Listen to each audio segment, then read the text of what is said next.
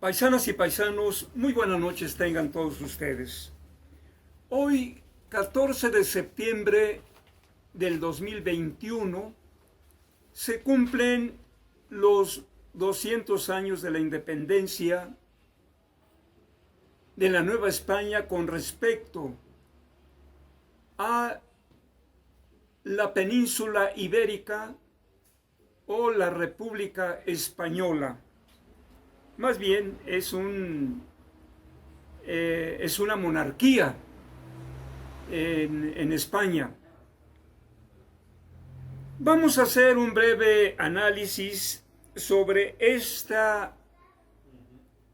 gran acontecimiento que en la historia de México está registrado como la primera gran transformación en la vida económico, social, política, ideológica de México, y que el presidente de la República retoma la Revolución de Independencia, el movimiento de reforma y la Revolución Mexicana como los tres grandes acontecimientos que vienen transformando a nuestro país, y plantea en su nuevo régimen de una cuarta república o una cuarta transformación en la vida de México.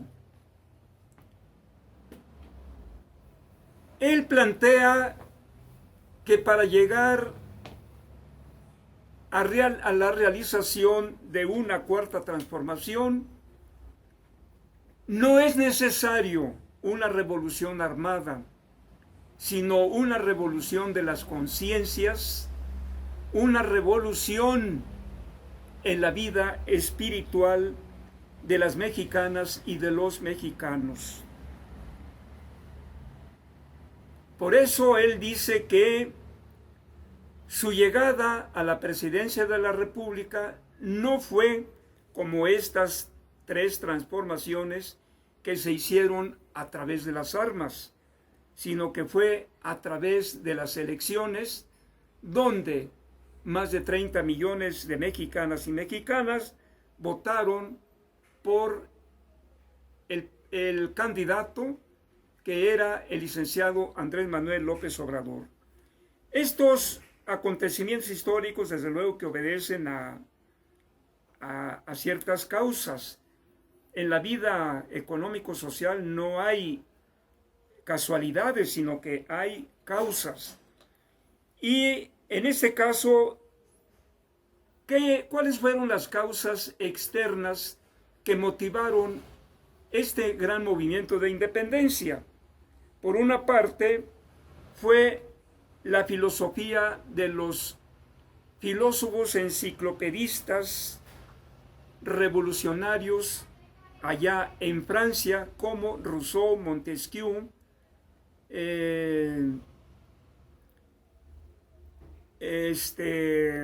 Diderot, entre otros grandes filósofos que motivaron estos cambios que provocaron el derrumbe de la sociedad feudal y el surgimiento de la burguesía como clase nueva allá en el mundo europeo. La independencia de 1775 a 1778 de las 13 colonias que logran su independencia con respecto a la monarquía inglesa o Reino Unido. Ese gran acontecimiento sirve como motivación para la independencia en México. También la Revolución Francesa de 1789 a 1799, donde se derrumba el feudalismo provocado por esa clase revolucionaria en aquel tiempo, claro, conocida como la burguesía.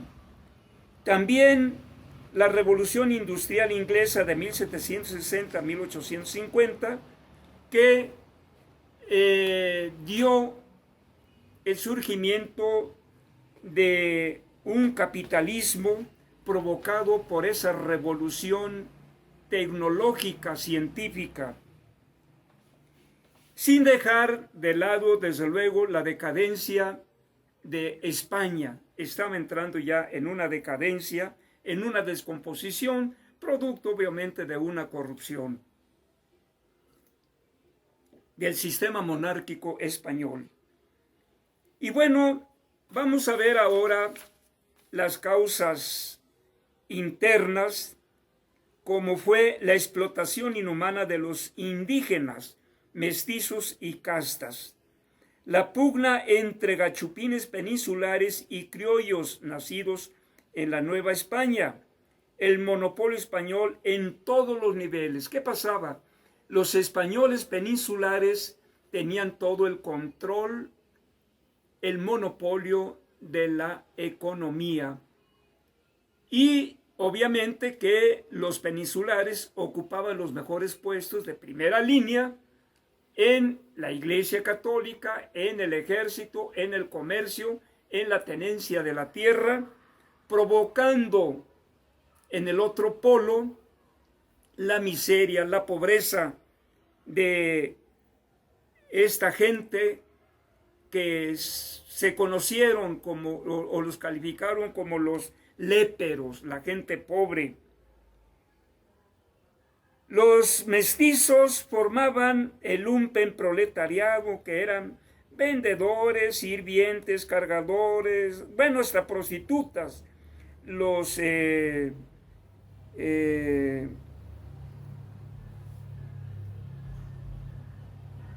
seres humanos más desposeídos, más empobrecidos, producto de esa desigualdad, como siempre, como en todas las épocas en la historia universal y en la historia de México. De tal manera que todo esto provoca que en la Nueva España empiezan a reunirse en algunas ciudades importantes como San Miguel Allende, allá en Morelia, Michoacán, en las famosas tertulias, que eran reuniones de vecinos donde tomaban como pretexto los hombres ilustrados. Las familias se divertían en bailes, en recitaciones, cantos, pero a un lado se encontraban los criollos más ilustrados, como Miguel Hidalgo, y entre otras personalidades que se reunían para discutir las condiciones económicas en que se debatían esa gran mayoría de mexicanos empobrecidos y que, bueno, veían la posibilidad de llevar a cabo un cambio de sistema, porque imperaba prácticamente la esclavitud.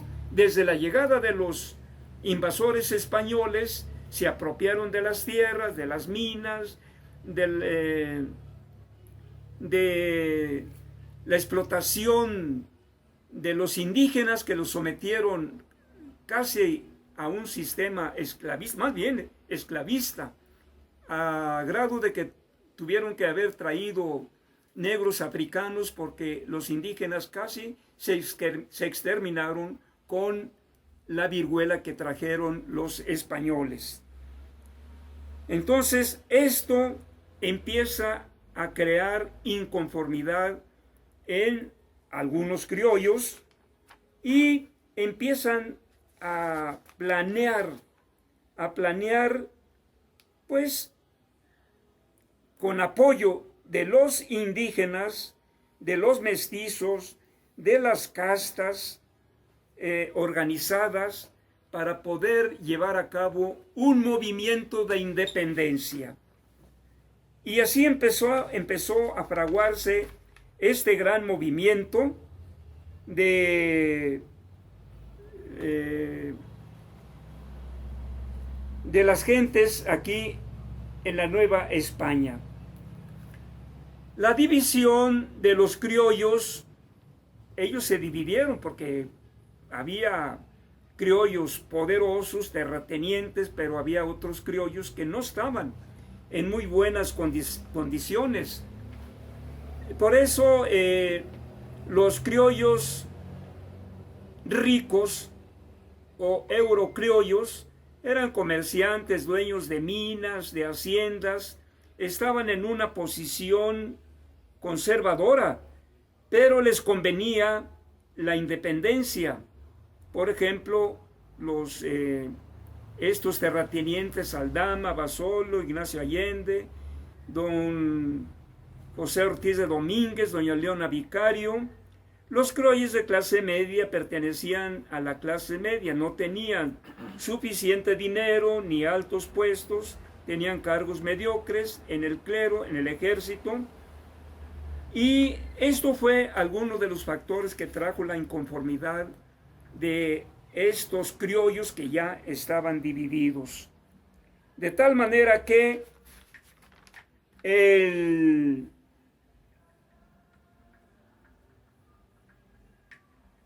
monopolio español provocó la inconformidad y empiezan a organizarse aquí en torno a las gentes más ilustrados, y dentro de la gente más ilustrados obviamente que era el cura Hidalgo. Él era uno de los hombres cultos en esta época que había leído a los filósofos franceses y estaba debidamente conocedor de las causas que motivaron estas revoluciones.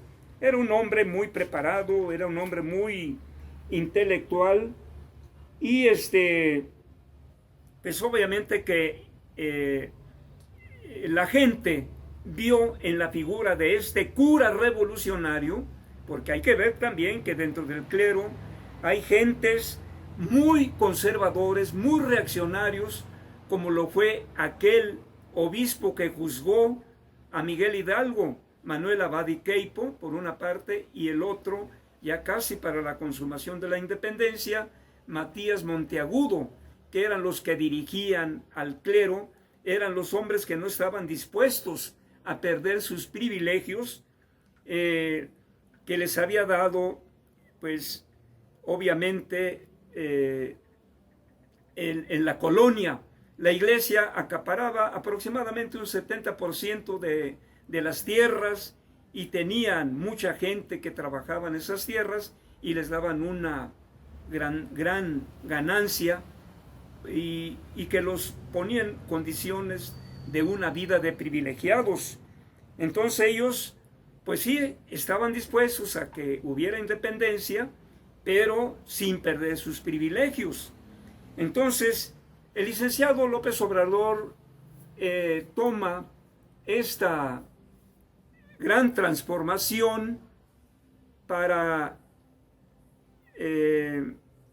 beneficio de implementar su proyecto de república, su proyecto de nueva nación en nuestro México, y pues el día de mañana se va a llevar a cabo un gran acontecimiento cívico nacional en que van a estar invitados diferentes diplomáticos de América Latina, europeos, seguramente va a haber diplomáticos de Estados Unidos, de Canadá, y bueno, va a ser un momento histórico, como lo sabe hacer el presidente de la República.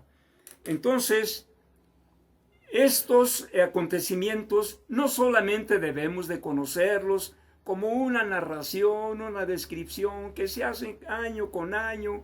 Aquí la gente allá en México, la importancia que tiene la independencia es solamente ir a escuchar al presidente que dé el grito de Dolores. Aquí en Taxco la gente se junta en el Zócalo, aunque no sé si mañana se vaya a llevar a cabo de la misma manera debido a las limitaciones que nos da esto de la pandemia, pero estemos atentos al gran acontecimiento que está preparando el presidente López Obrador. Hoy nos lo informó en la conferencia mañanera de este día,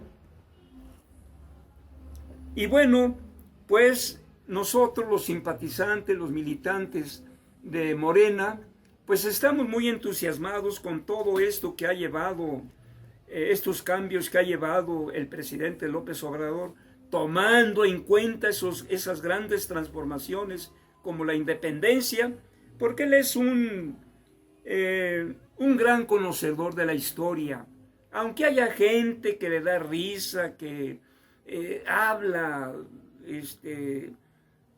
cortando a veces frases, pero es que el presidente todo lo que dice es de manera de inmediata, va explicando su proyecto, pero lo va ilustrando con citas históricas y debe de tener mucho cuidado en lo que va a decir, lo que va a expresar, las citas históricas con que va a ilustrar sus conferencias mañaneras, y entonces pues vemos que tiene una gran capacidad de sus conferencias. Aquí hay gente ignorante que se ríe porque pues gente que esperaba del presidente discursos retóricos, huecos de contenido como los que daba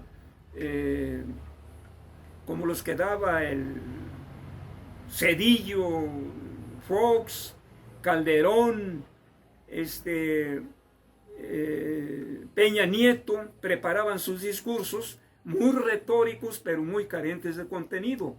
Veamos, por ejemplo, todas las mañaneras cómo el presidente está debidamente informado. Todo lo que le preguntan, salvo algunas excepciones que dice, bueno, de eso no estoy informado, pero casi siempre da respuesta a los periodistas que están atentos ahí a sus conferencias, y casi siempre da cátedra con esto de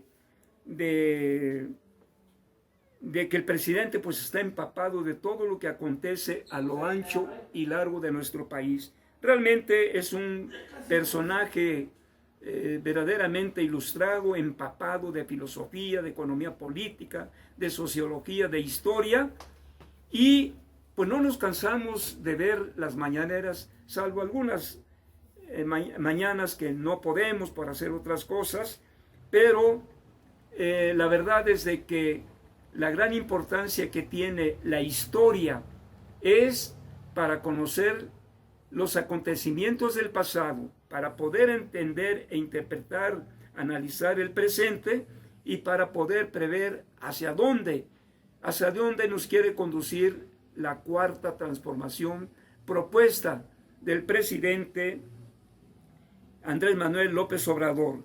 Lamentablemente, este gran movimiento, esta gran revolución iniciada por el cura Hidalgo allá en septiembre, el 15 de septiembre, más bien fue el 15 de septiembre de 1810, sí, 15 de septiembre de 1810, y lamentablemente pues no duró mucho esta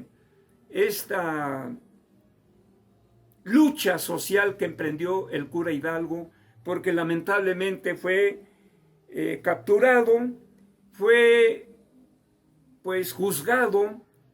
En su momento daremos a conocer la gran, más bien la terrible forma en cómo fue juzgado el cura Hidalgo por este obispo de nombre Manuel Abadi Queipo. El 30 de julio de 1811 fue fusilado, fue decapitado, y ahí termina la primera etapa de la Revolución de Independencia, y después surgiría otro gran revolucionario, ni más ni menos que el generalísimo José María Morelos y Pavón, que en su momento analizaremos este documento conocido. Apolo, por favor, si se ve bien.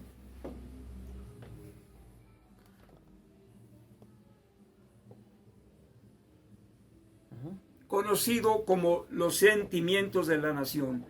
Mientras Hidalgo decreta la abolición de la esclavitud, Morelos, el gran estratega militar y el gran político, que en los sentimientos de la nación hay un capítulo que dice que hay que frenar la opulencia.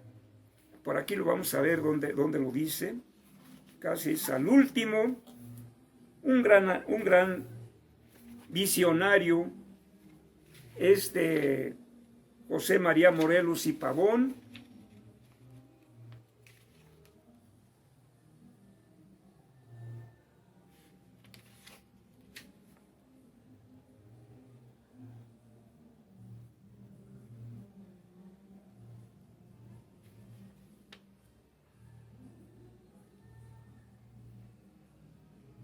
No lo encuentro en este momento.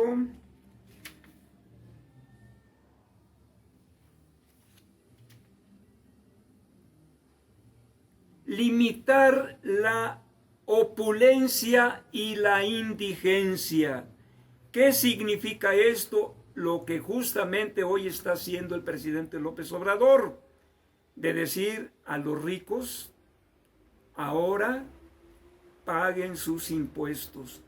Ya no va a haber moches, ya no va a haber corrupción, y todo eso que se está obteniendo de esa corrupción, esos recursos que se están haciendo con la austeridad republicana, son recursos que hoy en día van a dar, buena parte, van a dar a la gente más necesitada, a la gente más pobre, a la gente más menesterosa, lo que justamente planteaba Morelos en los sentimientos de la nación. Seguiremos atentos a estos acontecimientos históricos que debemos de analizar detenidamente, porque no podemos vivir sin el conocimiento de la historia, porque la historia es la maestra de la política. Paisanas y paisanos, esto es cuanto por ahora. Nos veremos próximamente en seguir analizando otras partes de la historia de la Revolución de Independencia. Por hoy, buenas noches, hasta pronto, y muchas gracias de ver este canal, El Son Politicón de Taxco, con el profesor Agustín Alanis Arciniega, y en la dirección técnica, Apolo Iván Alanis Lagunas es quien colabora para llevar a cabo la grabación de estos videos. Muchas gracias.